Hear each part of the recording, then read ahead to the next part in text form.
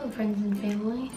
I've already spent about 3 or 4 days here in Lyon, and I've been taking a lot of videos to show you what I've been doing so far, and I'd like to share them with you.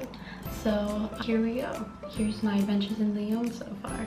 The day started out pretty tumultuously on Friday. After flights being cancelled and rescheduled, I finally took off from Phoenix and flew into the sky. It was my first flight alone in like 10 years. I flew through clouds, I flew in between clouds, and I flew above clouds until after several long flights, I arrived at the Amsterdam airport. And there, my last flight was canceled, so I had to spend an extra 4 hours at the Amsterdam airport. So that was not the most fun, but I survived, I got food, and eventually I made it to the Lyon airport, where it was very dark, probably after 10 o'clock. Everything was deserted. I was practically the only person in the airport, along with, you know, a couple other people on my plane. And I made it through the first day. And then the next day, I was finally in Lyon. I enjoyed my morning in my hostel. It was really cute. And I took my first few steps into the city of Lyon.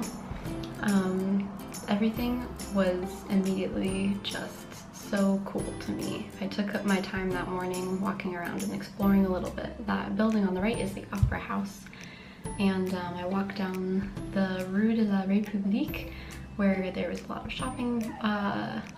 just a lot of shops and restaurants. I also found this giant museum. Everything was closed. It was Sunday though, except not this park. It's a big open park called Place Bellecour. That's pretty much empty except for a big statue in the middle. This weekend they're holding a festival there, but I won't be able to go. But I just found there's a lot of cool places in Lyon, like this cute little fountain in front of these just beautiful historic buildings. There's also this really cool clock tower that was, I'm pretty sure, a charity monument for a hospital, kind of in this big park area across from the Saône River.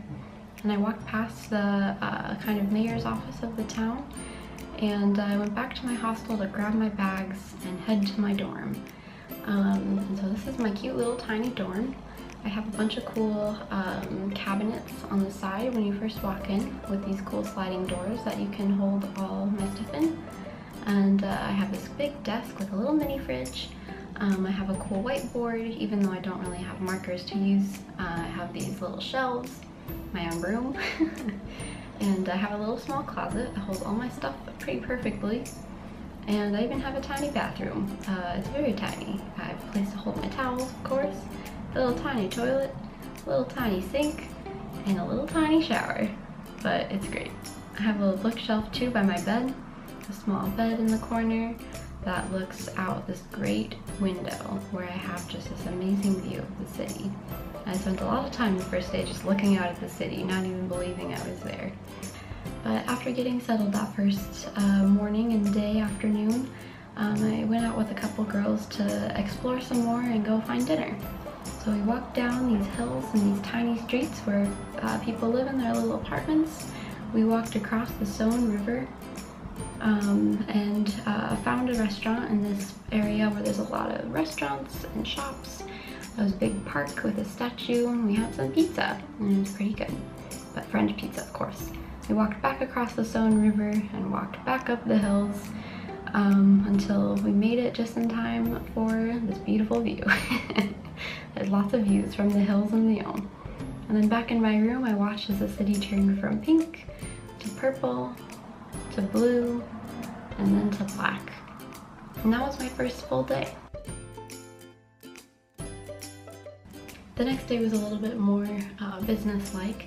We went to the university and had a little tour around it, had a meeting with our program director, and went to a shopping mall even to get things we needed at sort of like a Fry's or a Target, except the French version.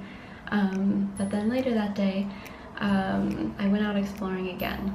So I went to this really beautiful cathedral called the Saint Jean-Baptiste Cathedral with a girl from the program. It was huge. I mean, they were doing construction on it, but you could still see how impressive it is. And just the whole church was stunning to me. It was my first cathedral I'd walked into in Europe. And from the stained glass to the architecture to the huge ceilings, everything was just so cool about it to me. And there's a bunch of just little cool things everywhere, like just these signs that showed what the stained glass meant, to the front of it, to this cool organ, and this clock tower that wasn't in use at that time. There's a little corner for the Virgin Mary, of course, and then we walked around it to see what it looked like from the side, its massiveness. We saw it from the front of the street as well, kind of hidden by a tree. And then of course we had to walk over the zone again because it's just so picturesque. And we walked over this cool suspension bridge to see what we could see. Walked back across the zone, and then we had dinner at this really cute bouchon, a traditional Lyonnaise restaurant. We felt very French, hidden in a little tiny corner in the streets of Lyon. And then the next day was a little even more busier. We had placement testing at the university, which was a little bit stressful, but made it through. And then after the day of testing, we took a bus tour of Lyon. So we went across the Rhone River this time, the other river in Lyon. And our bus tour guide told us a lot of information about the structure of Lyon, its history, how it was built, the effects of the two rivers in building the city, and who lives there, the people of Lyon, and it was just really, really cool. And we got to see a couple sites as well, like this church or cathedral, Fourvière. If I thought Saint Jean-Baptiste Cathedral was big, I mean this thing is even bigger. I mean, I had to stand across the street to get the entire church in the view. And you can see that it's so much more ornate even than the Saint Jean-Baptiste church, and it's so shiny because it's a newer church. And as soon as you walk inside, every inch is decorated with mosaics or carvings, just something amazing. All the walls had these crazy mosaic scenes on them that were just so beautiful, and people were praying in the church. Everybody was silent and respecting it, and it was just really, really beautiful.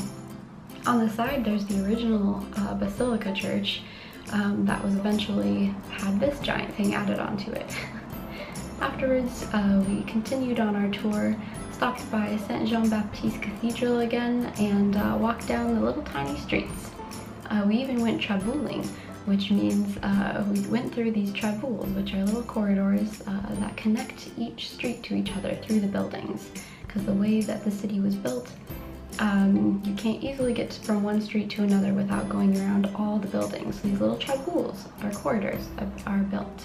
And finally, we finished our tour by going through the Croix-Rousse neighborhood, which is a little less touristy, and she told us where lots of young people live and lots of young people like to be.